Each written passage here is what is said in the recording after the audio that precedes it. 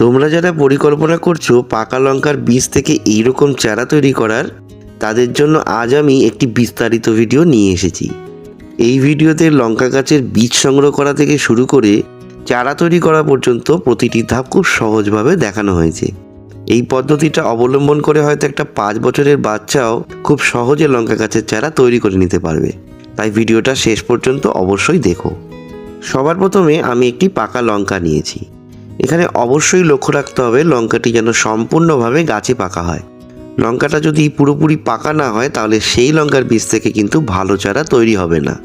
এবার আমি একটি কাঁচির সাহায্যে লঙ্কাটি কেটে তার ভিতর থেকে সব বীজ আলাদা করে নেব, ঠিক এই রকমভাবে। এরপর আমি একটা ছোট্ট 4 ইঞ্চি সাইজের মাটির টব নিয়েছি এবং তাতে সাধারণ বাগানের মাটি ব্যবহার করেছি। এবার সেই বীজগুলো একে একে সামান্য দূরত্ব রেখে মাটির ওপর ছড়িয়ে দেব, যেন একটি বীজের সঙ্গে আরেকটি বীজ খুব কাছাকাছি না থাকে।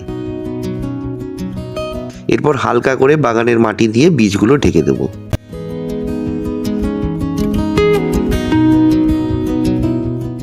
বীজগুলো রোপণের পর অবশ্যই চেষ্টা করবে স্প্রেয়ারের সাহায্যে জল দিতে। এতে জলের চাপের কারণে বীজগুলো নড়ে যাবে না। এরপর এই টবটি কয়েকদিনের জন্য ছায়াযুক্ত জায়গায় রেখে দেব এবং মাটি শুকিয়ে গেলে ঠিক এইভাবেই জল দেব। ঠিক 10 দিন পর দেখো বীজগুলোর মধ্যে 2টি বীজ থেকে সুন্দর 2টি চারা গজিয়ে উঠেছে। তবে প্রথম থেকেই কিন্তু সব বীজ অঙ্কুরিত হবে না, এটা স্বাভাবিক। যেমন আমার এই একটি বীজ মাত্র এখনই অঙ্কুরিত হয়েছে, আর কয়েকদিন পর এটি থেকেও একটি স্বাস্থ্যবান চারা তৈরি হবে।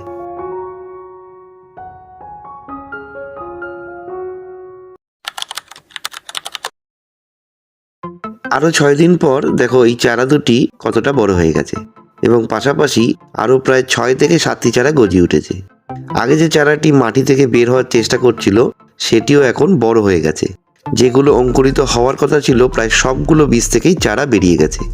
এবার শুধু এই চারাগুলো বড় হওয়ার পালা।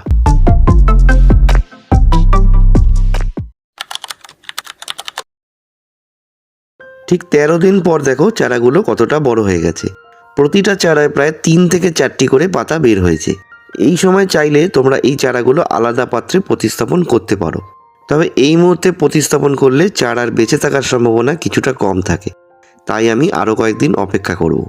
চারাগুলো মোটামুটি বড় হয়ে গেলে আমি 4 ইঞ্চি সাইজের গ্রো ব্যাগে শিফট করব।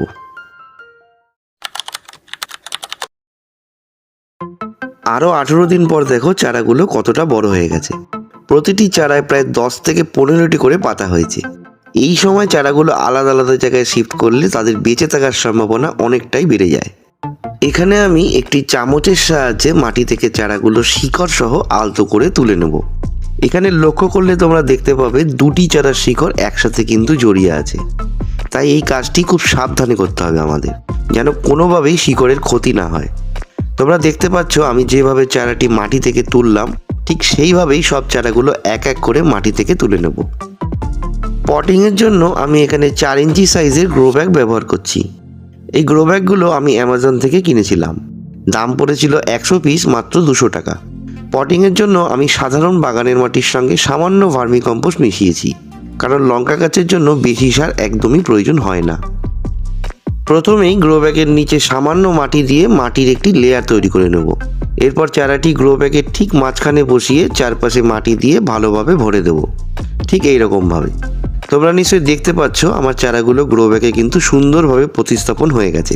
এরপর চারাগুলোতে হালকা জল দিয়ে কয়েকদিনের জন্য ছায়াযুক্ত জায়গায় রেখে দেবো।